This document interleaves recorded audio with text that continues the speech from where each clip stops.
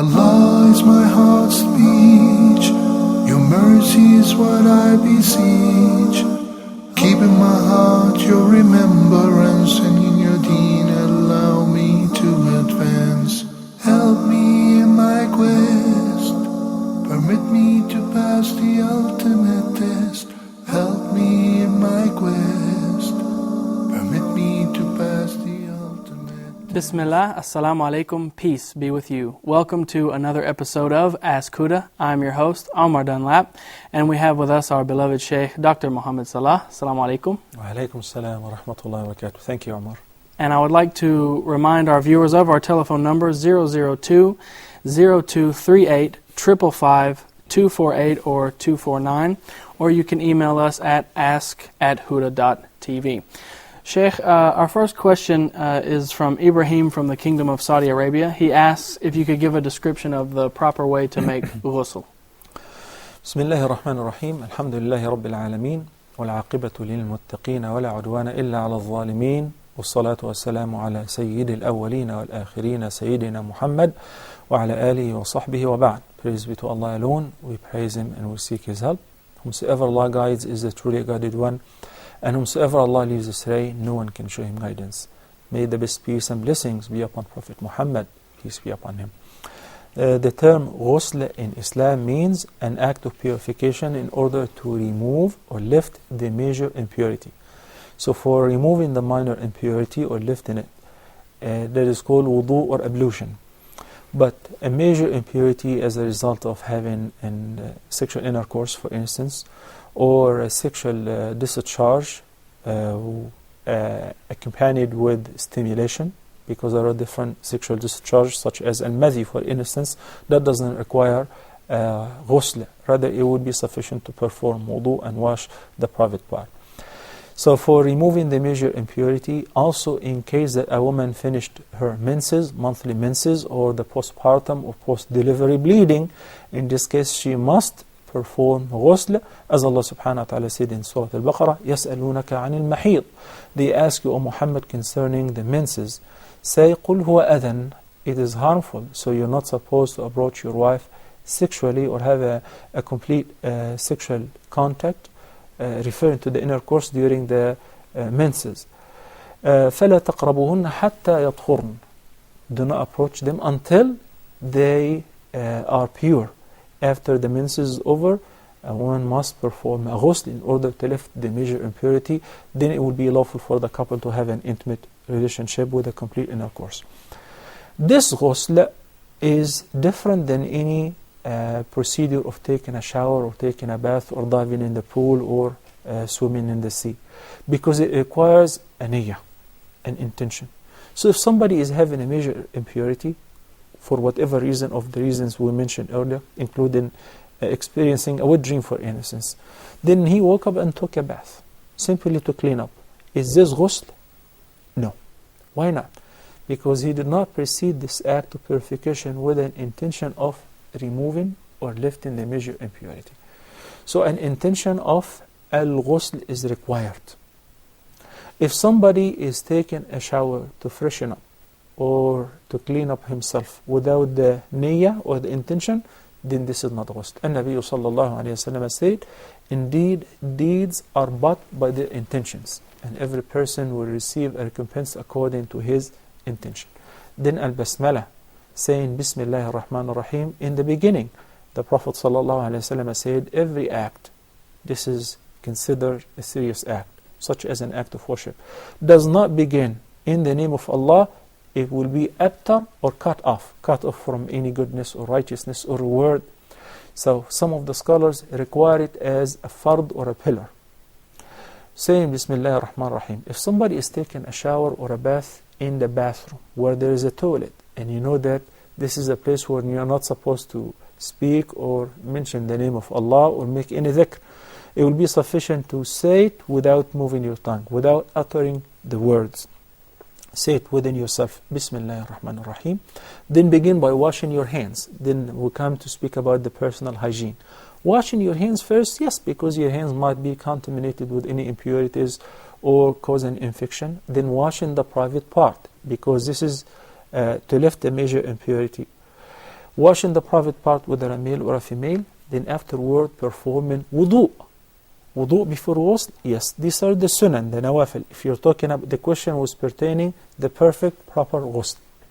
Then after performing wudu, you pour the water on the right side of the body first, then the left side, then all over the entire body, and make sure that water reaches everywhere between the fingers, the toes, and the hair, and the underarm, between the legs. You wash the entire body. That's a perfect ghusl. And this ghusl will be sufficient for wudu and ghusl as well. Meaning, since you performed ghusl, it would left the major and inclusively the minor impurity as well. So after you perform ghusl, once you step out of the shower place or the bathroom, you don't have to perform another wudu to be able to pray. That would be sufficient, and you can just pray immediately. Or do any act of worship which requires tahara, such as tawaf. Wallahu a'lam. Jazakallah khair for that answer, Sheikh. We have on the line with us Brother Hamza from the Kingdom of Saudi Arabia. Go ahead, brother, with your question, please. Assalamu alaikum wa rahmatullahi wa barakatuh. Sheikh, كيف حالك? Alhamdulillah, Hamza, how are you? Alhamdulillah, sir. Please pray for the forgiveness of the Ummah, please, sir. May Allah forgive us all. Ameen. Inshallah. And thank you for inquiring such a great thing. Ameen. Sir, I have actually 3 questions. Okay? First question is that in my school, time for Zuhr Salah Azan is over. It is actually 12:17, and my period bell is over at 12:30 actually. So the prayer is already finished. I do not get the first Jama'ah. I just get the second Jama'ah, the third Jama'ah. Okay. And to pray the Zuhr Sunnah before and after, can I pray after Zuhr Salah the Sunnah which are before? Okay. The second question is that my beard, when it is growing, it is little curly and something. So everybody is telling me trim it. But I heard that Prophet ﷺ said leave it. So No. I am leaving it. Just can I apply some cream to make it straight? Okay. And the third question is that my pant sleeves, they are always alhamdulillah, they are folded. That means I am not doing just for salah, for all times. Mm-hmm. Because I have that long pants only, I don't have short pants. I asked this question 2 times before, which I did not get the answer because it is my fault that I during the answer, Isha prayer is going on here, so I went to pray the Isha and I did not got the answer. And during the recap, Zohar prayer is going on. So both the times I did not get. Sir, please, if you could answer. Jazakumullah khair. Wa jazakum. Thank you, Hamza. Next on the line we have Brother Muhammad from Nigeria. Go ahead, brother, with your question, please. Brother Muhammad, are you there? Assalamu alaikum. Wa Wa alaikum I'm salam. there. Assalamu alaikum. Wa alaikum salam wa rahmatullah. Go ahead with your question, please. Sheikh Muhammad, Allah reward you abundantly. Ameen. And you too. Sheikh, I have 2 questions to ask. Okay? Firstly, as a civil servant that have under a contract with his employer, Okay. and the agreement is for you to work from so period to so period.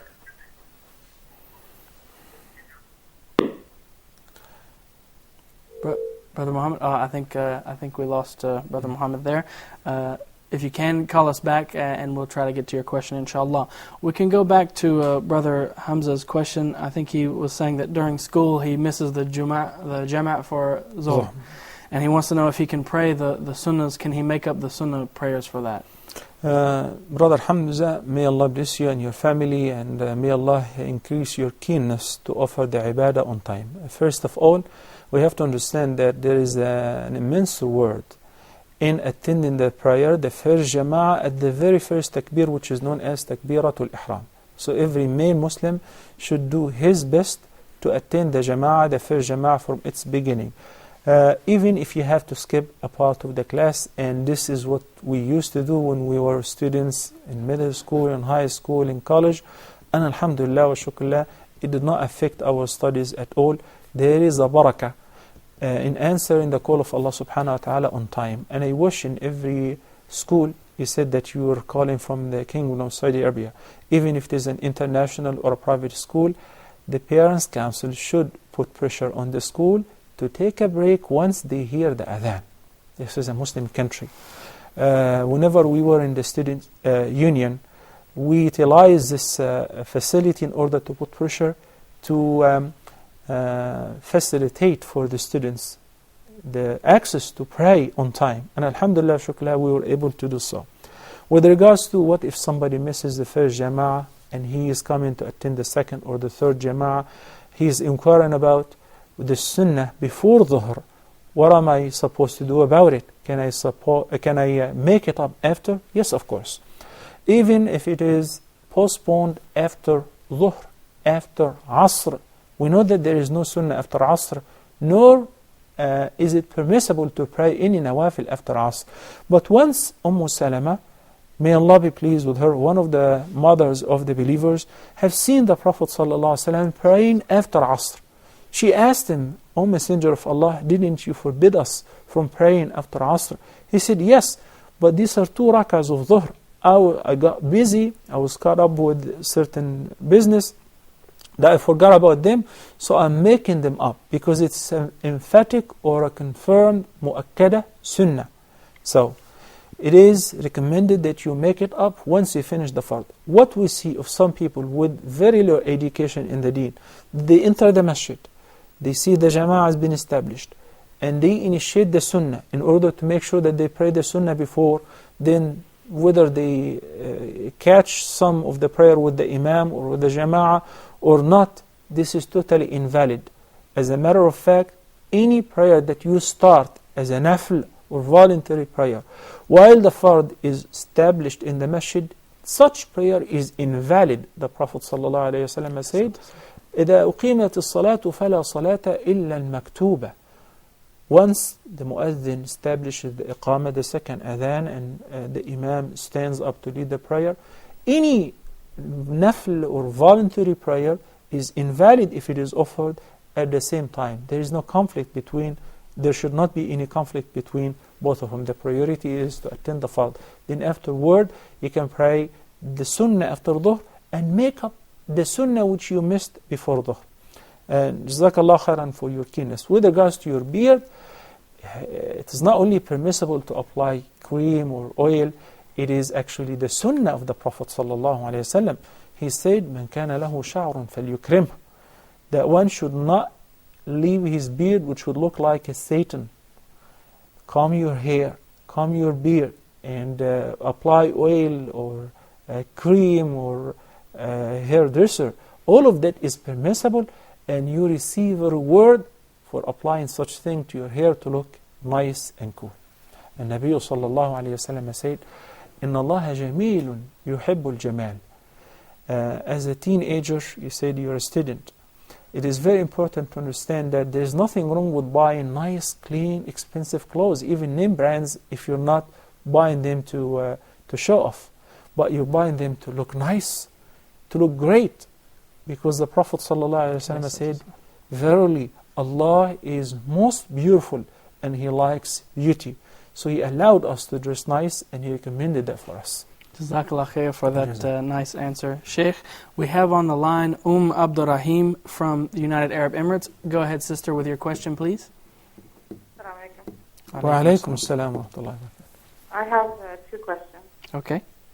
The first one, I want to know, like, when your kids get older, and there's different opinions, like let's say about pictures. Like maybe you don't prefer to take pictures, and then your kids take for the view where they think it's okay. That's like a mirror. And if they're living in your house with you still, maybe they married and they come back to stay with you, can you ask them not to take pictures in your house, but tell them to go ahead, as they please otherwise, or not? Okay, so if I'm understanding your question, you're asking, is it okay to tell your children once they've gotten older to not take pictures in the house? Just out of respect for your views in your house, because there's difference of opinion. I'm not saying their opinion's wrong. I'm just saying that we chose that way. But to keep them on the straight path and keep them close to you, not to push them away. My second question is about death, and we're told, like, if someone passes away, if it's not a husband, that you can mourn for 3 days. I want to know that the pain doesn't go away within 3 days sometimes. So is it okay to Okay. try after that? No, no. And also about when you pray for sakina and patience, is the patience and that, is it coming from your heart or from your mind? Is there anything in Islam, I mean, is it combined or where is that pain and patience supposed to come from? Okay. And lastly, is there benefit when someone dies in Ramadan? Okay. If it's like, That's 4 questions now, Abdurrahim. Inshallah, we'll answer them right after you finish. Jazakallah khair for that. If we don't have any pending phone calls, do you have any? Not right now, Okay. no. The first question is concerning, I'd like to applaud the way you presented your question. Thank you so much. It's a very nice way that she's asking something that concerns every parent. That when the children grow up and they go on their own, whether they go to college or they get married and they have their independent life, so when they come to my house to visit, and she's asking about one of the examples of the things that if there are different views. Yes, in taking digital photos, there are different views nowadays in this regard. But it is with regards to statues or drawing pictures of humans or live objects, this is definitely haram. Also, hanging them against the walls or in the house that veil or prevent the angels from entering such house. But we're talking about taking pictures on your cell phone or on your digital camera. So the mother says that my view is I believe that this is not permissible, and this is a very well respected view. So is it permissible or okay for me to tell my children when they come to my house not to take pictures in the house? It is absolutely, you're right. Not only that, even if it is not a respected view, as long as it is something that is halal, it is your word, it is your say in your house, and your children must abide with your command, whether in your house or outside. That if we're talking about youthful children. Right before the program, I was talking to one of the parents about a dialogue between her and her child. We have to educate our children that when you're speaking to your parent, he is not a friend of yours or somebody who's younger than you, that you remove the barriers. I'm talking about, yes, you should befriend your children, and the parents and the children should feel the closeness of the relationship. But the children have to understand that they're speaking to their parents.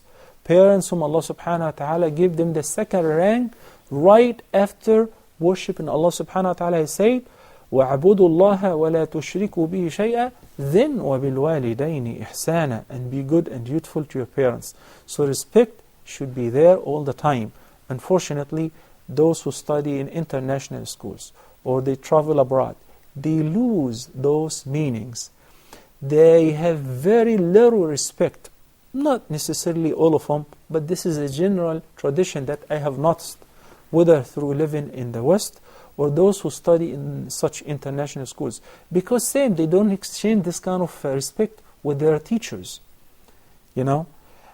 So we have to go back to the Islamic teachings and etiquette, that speaking to the parents with politeness, with proper etiquette, and if they say anything that is either permissible or has a reference in the deen that has become a command, that one must obey his parents, especially when you come to their house, you must pay them back the due respect. Abdullah ibn Umar ibn al-Khattab, may Allah be pleased with him, have noticed that somebody was carrying his mother on his shoulders, and he was performing tawaf around the Kaaba with her. So he thought that he impressed everybody, and he said, Ya ibn Umar, do you think that I have paid her enough? He said, not even equivalent to one scream or pain or of the cramps during giving birth. So you can never pay her enough. So the proper way is to pay them the due respect and do your best to honor them until their death. And after their death, that's extended as well. Because the Nabi sallallahu alayhi wa sallam said, may he be humiliated and disgraced. Whom? One who witnesses his parents or one of them, and he does not enter paradise through serving them properly. Jazakallah khair for that answer, Sheikh. We have on the line Sister Nuhaba from the United States of America. Go ahead, Sister, with your question, please. Assalamu alaikum. Wa alaikum وعليكم assalam. السلام ورحمة الله وبركاته. Wa alaikum salam. I have two questions. Okay. Number one, when a diabetic patient checks up her blood in the morning or anytime, does it break wudu? Does she need another wudu while she is checking up her blood from the machine? Could you repeat that question one more time for me, just to make sure that I have it? Hello? Yes, Sister, can you repeat that question? Okay. My question is that, the diabetic patient, when she checks her blood from the machine, does it break her wudu? Does she need to do wudu again? Okay, I got it. And your next question? And my next question is, my friend is doing colonoscopy test today. Does she need ghusl for that? Okay, Jazakallah khair. I have another question I just want to request Dr. Sheikh Muhammad Salah. Okay. When Prophet Muhammad Sallallahu met Allah, how does the Attahiyatu came down? Can you please explain? Okay, Jazakallah khair for your question, Sister. We also have on the line Sister Maryam from the Kingdom of Saudi Arabia. Go ahead with your question, please. Good evening, everybody. Good evening. Good evening. Eid Mubarak to all of you. And Thank Eid you. Mubarak to you. I'm an avid fan of Dr. Muhammad Salah and hearing his advice and lectures. Okay, go ahead with your question. And my question is it alright if I'm printing out in the internet the reading in the translation in Arabic into English? Okay. So that's like reading like a transliteration? Yeah, like for example, in Surah Al-Fatiha, Okay. in Arabic by writing, but in English, they write it in English by Yeah, Surah yeah. Al-Fatiha, I got like it. that. Okay, Jazakallah khair for that question. I would like to go back to Abdurrahim's second question now. Mm-hmm. She said, can you mourn for somebody more than 3 days? Because she was saying that you still feel the sadness. It doesn't go away She after that. quoted basically the meaning of a hadith. It is not permissible or any person to mourn it is not permissible for any person to mourn the death of any person for more than 3 days, except for a wife, that she should mourn the death of her husband for 4 months and 10 days. Mourning or al-hidad here means showing the symptoms of sadness. Showing the symptoms of sadness, avoiding wearing any adornment or beautifying oneself, wearing cologne or fragrance or colorful clothes, etc. But with regards to the sadness in the heart, this is something that I have no control over. When somebody loses a beloved one, whether a son or a daughter or a father, a parent, or in this case, or a brother or a sister, they may miss that person for a year or forever. But as long as life does not stop there, and as long as the person does not express their sorrow and grief by making any statement that upsets Allah subhanahu wa ta'ala, or contradicts or shows an objection to His decree. And Nabi sallallahu alayhi wa sallam lost his son. And it was his only son at that time, Ibrahim. He was very young. And Nabi sallallahu alayhi wa sallam cried. So when some of the companions saw him crying, he made a beautiful remark. He said, إِنَّ الْعَيْنَ لَتَدْمَعْ وَإِنَّ الْقَلْبَ لَيَحْزَنْ وَإِنَّا عَلَى فِرَاقِكَ يَا إِبْرَاهِيمُ لَمَحْزُنُونَ Yet وَلَا نَقُولُ إِلَّا مَا يُرْضِ الرَّبِّ. Again, that it is true that one's heart, he said his heart feels very grieved and sad for the loss of his son. And that's why his eyes were shedding tears. And he feels sorry for his loss. Yet, he does not say or make any remark that upsets Allah subhanahu wa ta'ala. Rather, he only says what pleases Allah, such as, Inna lillahi wa inna ilayhi raji'un. And that should be maintained from the moment of recognizing that your beloved person have expired or passed away and forever. And that's why when the Prophet ﷺ passed by the grave and saw a woman mourning the death of her son, and she was making some remarks objecting to Allah's decree, he said, Ya amat Allah, ittaqillaha wasbiri. Fear Allah and be patient. She said, get away from me.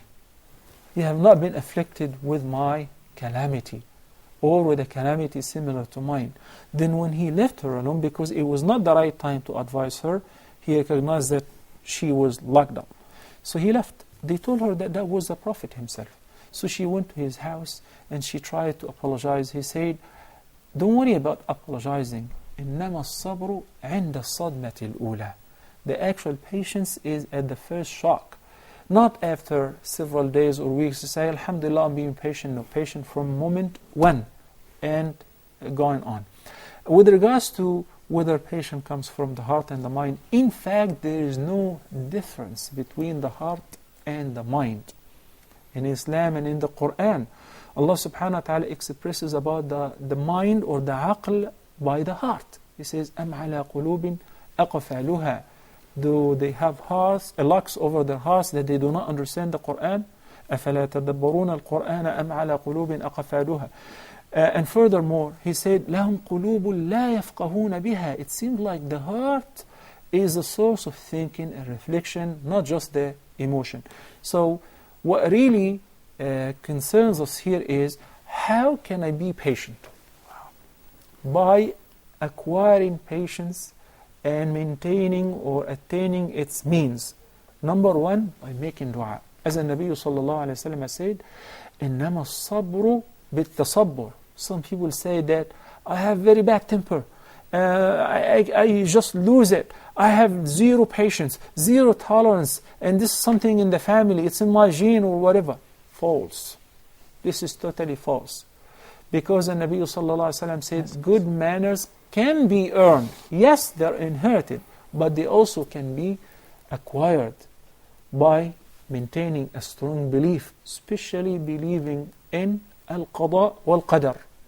وأن ما أصابك لم يكن ليخطئك وما أخطأك لم يكن ليصيبك. This is a lesson that the Prophet ﷺ taught to his cousin Abdullah ibn Abbas when he was only 13 years old. So at an early age, we inspire our children, teaching them one of the most important articles of faith, the sixth, which is to believe in the preordainment. وأن تؤمن بالقدر خيره وشره. It's good and what seems to us as bad. Allah knows best. This is a life cycle. Somebody has to die. If it is not your beloved one, it may be you yourself.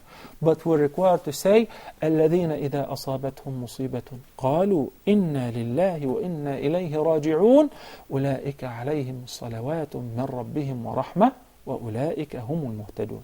Once you're afflicted with a calamity, whether it's a big or a little, you should immediately say, we all belong to Allah, and unto Him we shall return. Some people, they comfort their children. If your baby or your child broke a glass or a stack of china set in the kitchen, so they don't worry about it. To hell. Well, hell with it. No, we don't say that. You know what? Out of this calamity, you can earn a mountain of good deeds. You can be one of the patient ones by teaching him to say, قَدَّرَ اللَّهُ مَا شَاءَ فَعَلَ. إِنَّ لِلَّهِ وَإِنَّا إِلَيْهِ رَاجِعُونَ. And there is another beautiful dua that Allah will give you a better set than the one which your son broke, which is, اللهم أجرني في مصيبتي واخلف لي خيرا منها. Oh Allah, reward me concerning my calamity, concerning breaking the glass, or having a flat tire, or a car collision. Yes, why not? You're patient, so Allah will reward you for that. You did not say a bad word. Rather, you said, we all belong to Allah, and whatever we own and possess belong to Allah subhanahu wa ta'ala, and unto Him we shall return. Oh Allah, give me better than what I lost.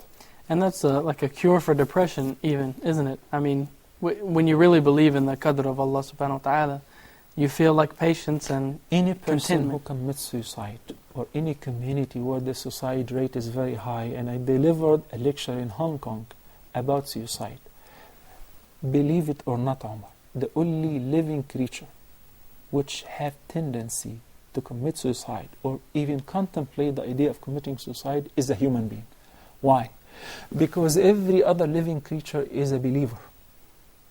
Everything that Allah created do not have the choice whether to believe or not. Allah subhanahu wa ta'ala said, وَإِن مِّن شَيْءٍ إِلَّا يُسَبِّحُ بِحَمْدِهِ وَلَكِنْ لَا تَفْقَهُونَ تَسْبِيحَهُم.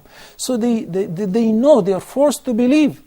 So they believe also in al-qada wal-qadar, even animals. But al-ins wal-jinn, they have this choice. So one who does not believe entirely, or believes partially, and does not believe entirely in al-qada wal-qadar, is very easy to commit suicide or kill others, because he does not trust Allah subhanahu wa ta'ala, and he does not understand the benefits of the calamities. And inshallah, hopefully in another time, we'll have some time to speak about the benefits of the calamities, which is very strange as it sounds to many people, but there are many benefits in bearing calamities patiently. Jazakallah khair for that beautiful answer, Sheikh. But we're going to go to a quick break, so don't go anywhere. You're watching Ask Huda.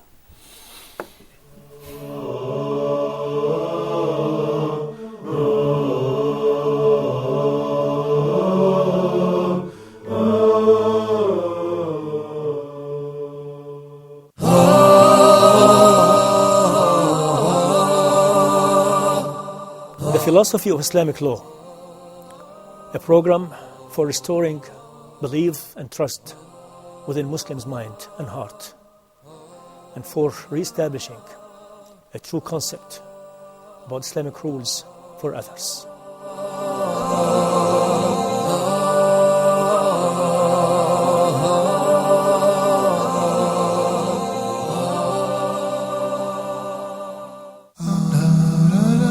Amazing stories. In this program, we get to know about people of the past whose stories were mentioned in the Islamic tradition and related by the Prophet, peace be upon him. That verily us, meaning Allah subhanahu wa ta'ala, we tell you about the best of the stories. We tell you about the best of the stories. When we narrate a story, when we read a story, when we try to benefit from a story, what we are trying to do in reality is to go back through the steps, through the different parts and sections of this story until the story is actually completed, and that we can take the actual benefit directly from the story. Sheikh Lutfi will narrate these stories in his program Amazing Stories. Allah subhanahu wa ta'ala ordered one of the lands to come closer, the destination. Allah subhanahu wa ta'ala ordered one whole city to come closer, to move closer to this dead person.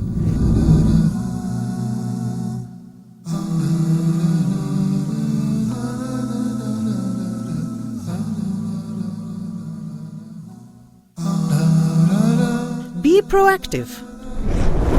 Dr. Haytham Al-Haddad teaches us how to take a conscious control over our life, set our goals and work to achieve them in Islam. Take firm steps towards your future. Be positive and be proactive. Every single Muslim needs to have in order to be an effective person. So proactivity in Islam, how to serve our religion and how to serve our life and our guides through all of this. The proactive person is always motivated. The proactive person always have high ambition.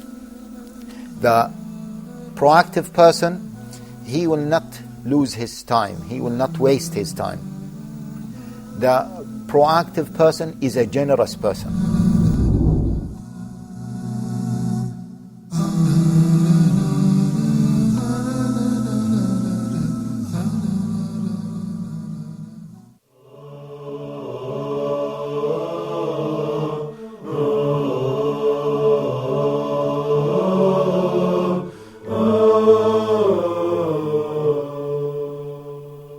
Bismillah. Welcome back to Ask Huda.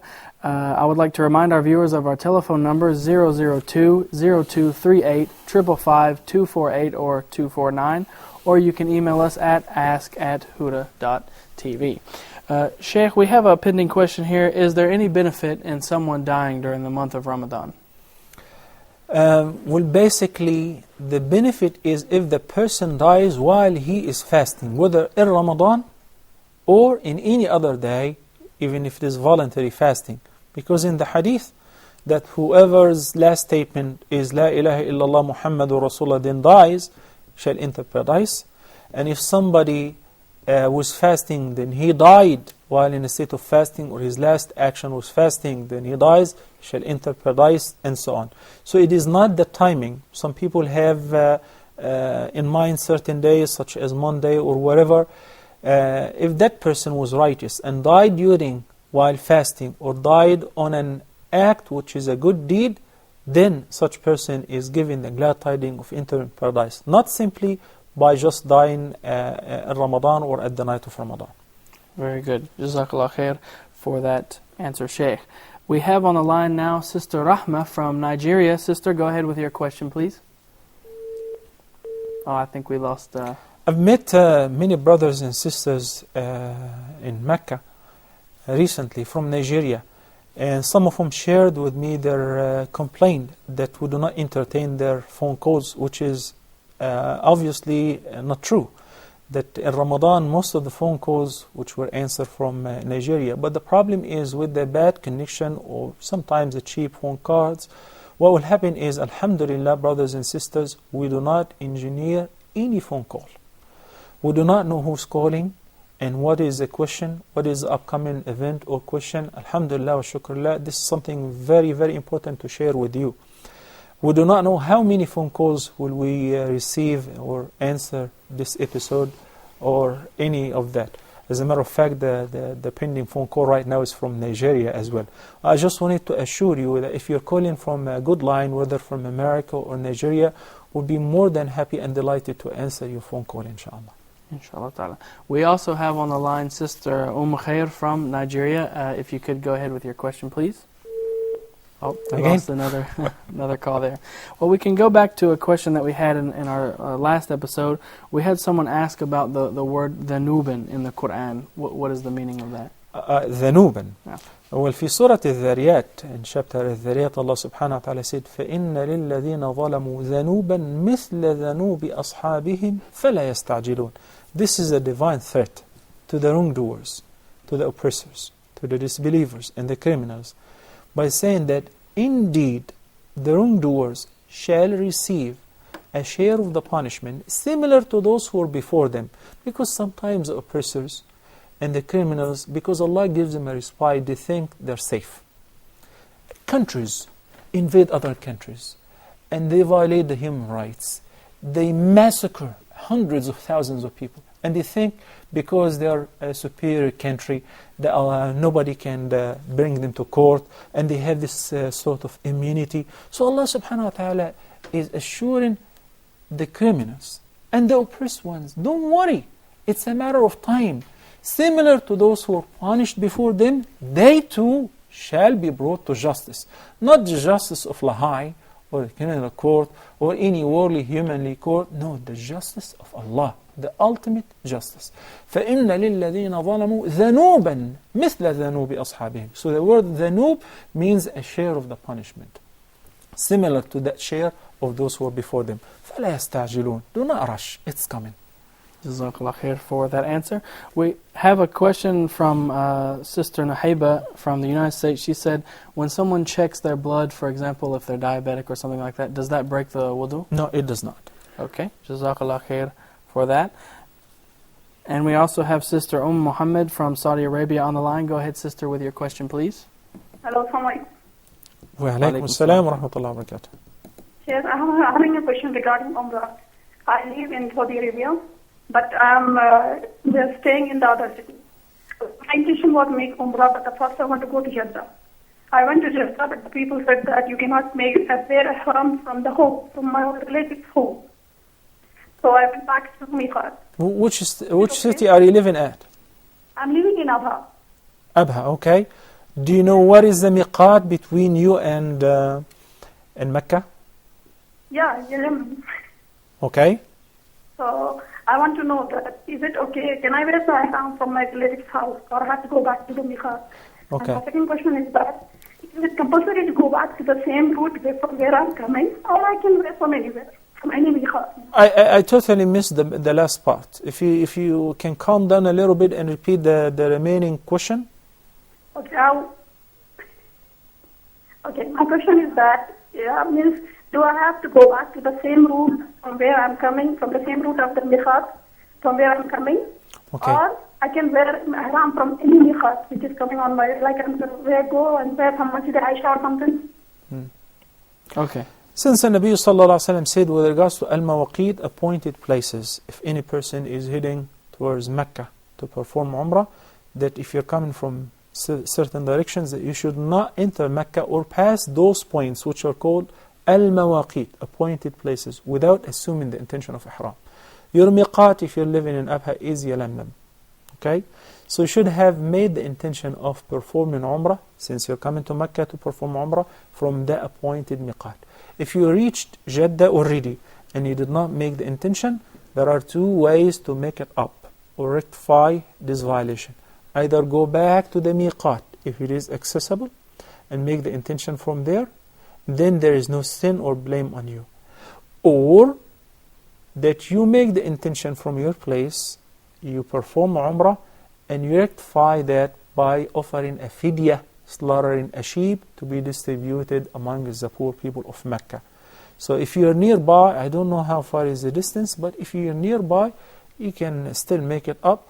You go back to the miqat and make the intention. And please, every person who's coming from any country to perform Umrah or Hajj, this is a very sacred ibadah, and it costs effort, time, and a lot of money, especially those who are coming from long distances.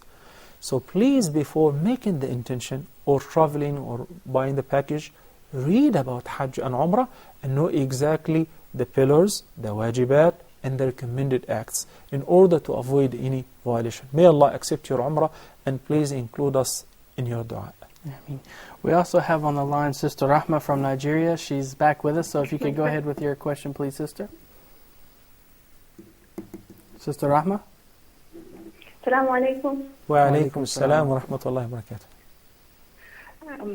Sheikh, I have 3 questions, please. Okay. My first question is about Salatul Tasbih. We heard that in some places that it's there's a da'if hadith based on it. Yeah. So I'd like to know exactly what is okay. What is the ruling on Salatul Tasbih. Okay. Okay. Yes, my second question is there a minimum amount of zakah that you can give? For example, if my zakah is $1,000, can I give one person the $1,000, or should I give 2 people? Or in Nigeria, for example, $100 can feed like a family for a month. So can I now divide it into $100 and give it to 10 families? Okay. Okay. That's the second question. Then the third question is, what is the Islamic way of reprimanding children? You know, when they are naughty, what can I do to get them to behave themselves? Okay. Okay, Jazakallah khair for that question. I could hear the director in the earpiece was praying that, asking Allah that this phone call will not be cut off. And perhaps it is the blessing of his invocation. Okay, and we also have on the line Brother Muhammad from Nigeria. Go ahead, brother, with your question, please. Assalamu alaikum, Sheikh. Wa alaikum assalam wa rahmatullahi wa barakatuh.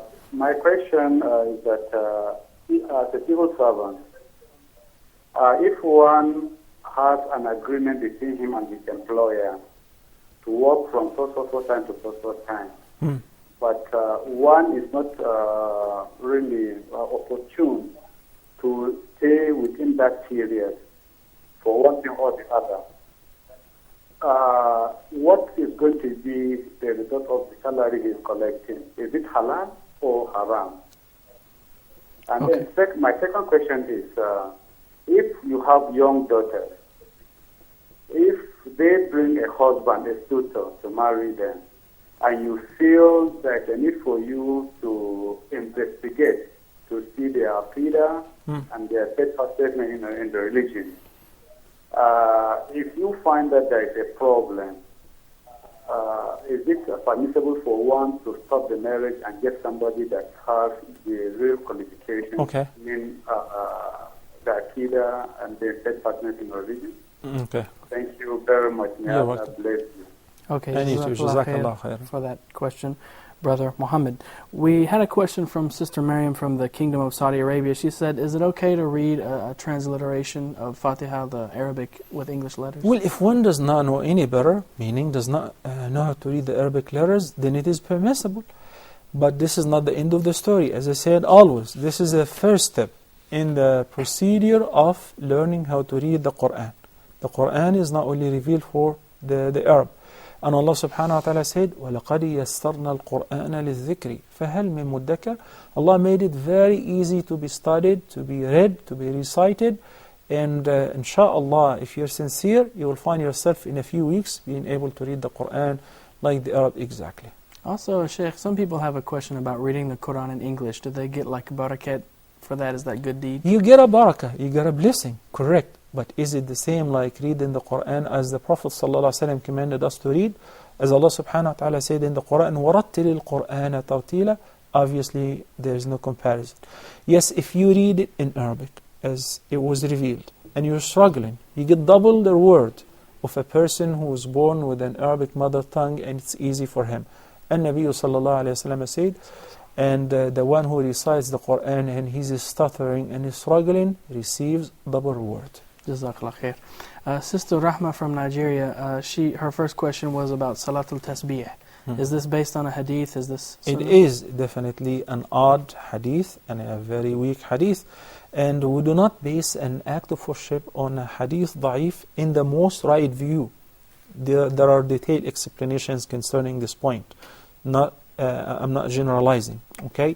Especially this kind of prayer instructed the person who prays it to do certain procedures, such as making certain number of tasbih after reciting the surah, then before making ruku', then after rising up from ruku', then between the sajda and in the sujood and in the ruku'. How come that no one of the companions other than the narrator, which is Al-Abbas, was aware of it? If it was such a great prayer with the great virtues, at least a handful of the companions would have narrated it. But since it's an odd hadith, then it is better to switch to an act of worship or a ibadah, which is guaranteed that if you do it, there is a set of reward for it that the Prophet ﷺ have indicated in the sound hadith. We had a call from a brother Muhammad in Egypt, but we lost the call, but they were able to get his question about health insurance. Is it halal or haram? I would refer you to the program of contemporary fiqh issue with Sheikh Asim. He was talking to me yesterday about it. It dealt with it in details. But in brief, social health insurance or social insurance in general is permissible. Because everybody is a beneficiary, whether I benefit out of it or I use it or not. But the commercial insurance is haram, and the Sheikh have explained that in details. Unfortunately, we're out of time, and that's why I won't be able to go in details in explaining the difference. Wallahu a'lam. Jazakallah khair for being with us today and answering these questions, Sheikh. But unfortunately, that's all the time we have for us today. I would like to go ahead and close the episode, but before I do, I would like to remind our viewers that you can email us your questions at ask@huda.tv. For those of you who would like to support Huda TV with a financial contribution or support any of our shows, you can send us an email at support@huda.tv. Unfortunately, that's all the time we have for today. So until next time, I'm your host, Omar Dunlap, wishing you peace. Assalamu alaikum wa rahmatullahi wa barakatuh. Allah is my heart's speech. Your mercy is what I beseech. Keep in my heart your remembrance, and in your deen allow me to advance. Help me in my quest. Permit me to pass the ultimate test. Help me in my quest.